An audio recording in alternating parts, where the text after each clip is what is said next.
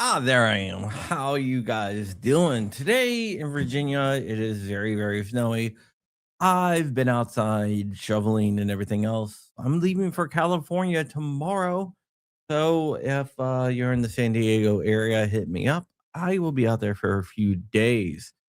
But we have some stuff to talk about that is going down in the Commonwealth, and this has to do with their assault firearms ban that is proposed.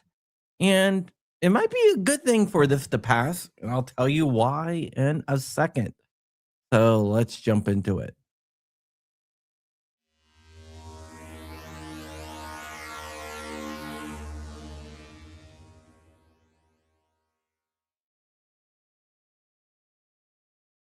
Okay, so let's go ahead and talk about this bill. This is the same bill that has the magazine restrictions of 10. If you saw my video the other day, they modified the bill to eliminate the grandfather clause. So if you own a magazine that holds more than 10, they're saying that you're not allowed to own it anymore if this bill passes. And the ones you have, you cannot own. You have to get rid of them somehow. You have to remove them out of state or whatnot. So the bill also has an assault firearms ban. And I am going to tell you what the new bill, their definition of an assault firearm is. And now you might have heard, you know, a rifle that takes a detachable magazine with certain cosmetic features. You might have also heard that that it could be AR-15s or whatnot. But in Virginia, they went full on retard, and I'm allowed to say that word now. Thank you, President Trump. And they have designated a whole bunch of firearms as assault firearms. The new language reads: an assault firearm is any semi automatic rifle or pistol that is capable of firing a centered fired round.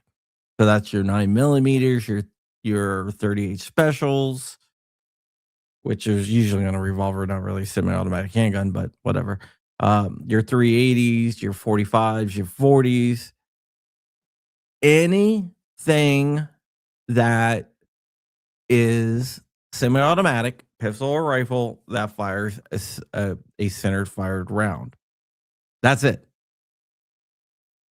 That would be 95% of all firearms in the country would be considered assault firearms in Virginia and would be banned.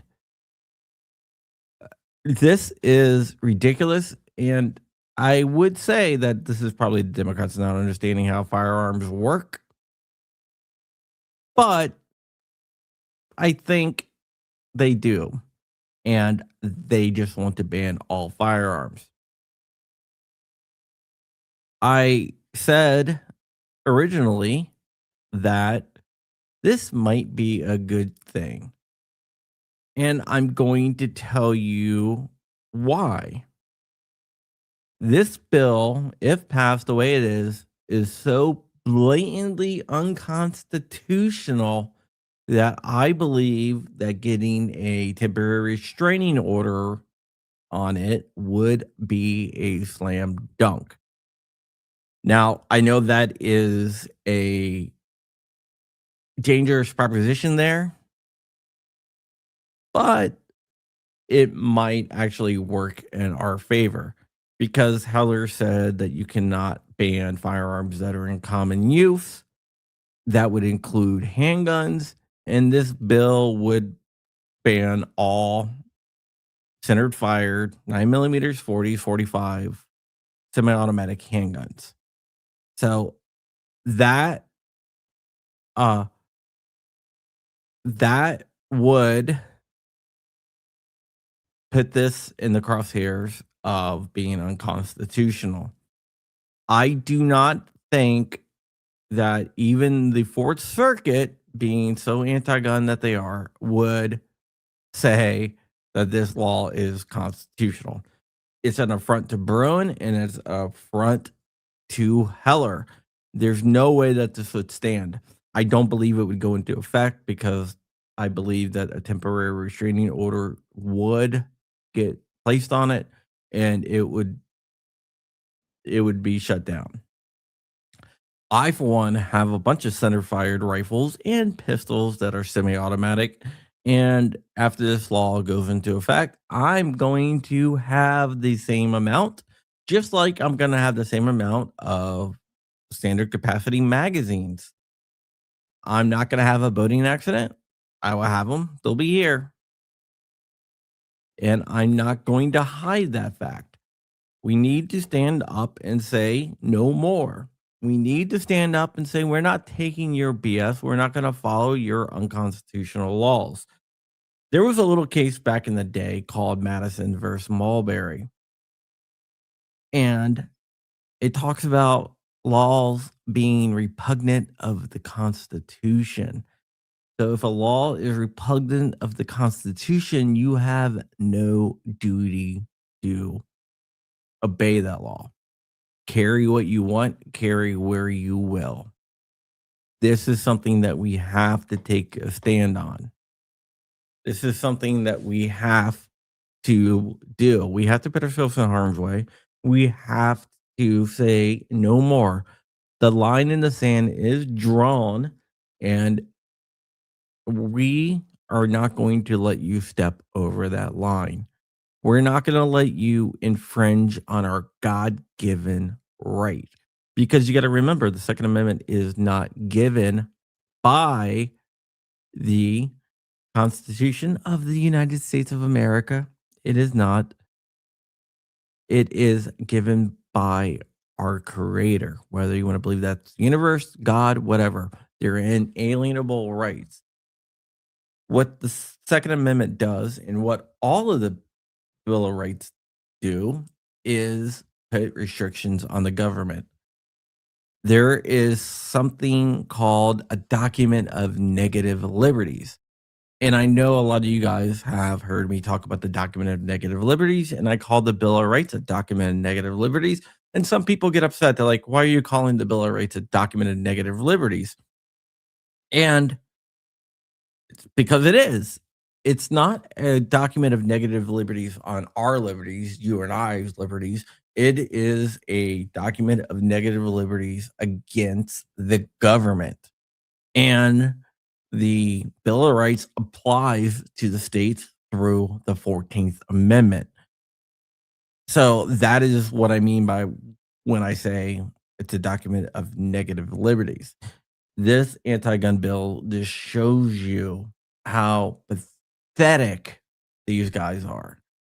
In one case, Minnesota, they say, oh, some guy was exercising his Second Amendment rights, which he was, and I don't believe he should be shot for exercising his Second Amendment rights. But then they come back and try to pass laws that would prevent people from carrying at protest, and they try to disarm everyone. So, yep. Do you Polar Knights? Let's see what Polar Knight says. Our friend from Europe. Do open carry give the feds the right to execute you in the USA now? It shouldn't, but maybe it does. We're going to have to see how this all plays out. It could be that the Democrats are going to use this as a negotiation tactic and try to negotiate away some stuff by saying, hey, we won't pass this extreme bill. Well, if you let us just ban these. And to the Republicans there, I say stand your ground. Let whatever happens, happens. Do not negotiate with our rights. Our rights are not yours to negotiate with. My rights and your rights, they belong to me and they belong to you. They do not belong to anyone else. Don't let them take your rights. Don't obey unconstitutional, draconian, tyrannical laws out there, because I am not, and you shouldn't either. All right, with that, that's it. Like I said, I'm going to be in California the next few days. I'm not sure if I'm going to be able to make any videos. I'll try to make videos if something drops. But I just want to say there is a great guy on YouTube. If you go to youtube.com/2A law or at 2A law, that is Steven Stimbolia. He is doing a lot of great work out there, breaking down some legal cases, and you definitely need to give him a follow. And while you're at it, give me a follow too. I would really love for your subscription. Also, over on Rumble, I'll be going live on John Crump Live over on Rumble at 5 p.m. Eastern, which is about 30 minutes from now. And I will be with the one, the only Matt Hoover, Cigarette Firearms, who is replacing Rich as the co host for today, at least. All right, guys, that is it. Have a great day. And yeah. Oh, Misfit from Zanti Misfit. My day job's office is actually in San Diego. I just work remote. So there you go. I work for a California company. And with that, we're out of here. I will see you guys later. Bye.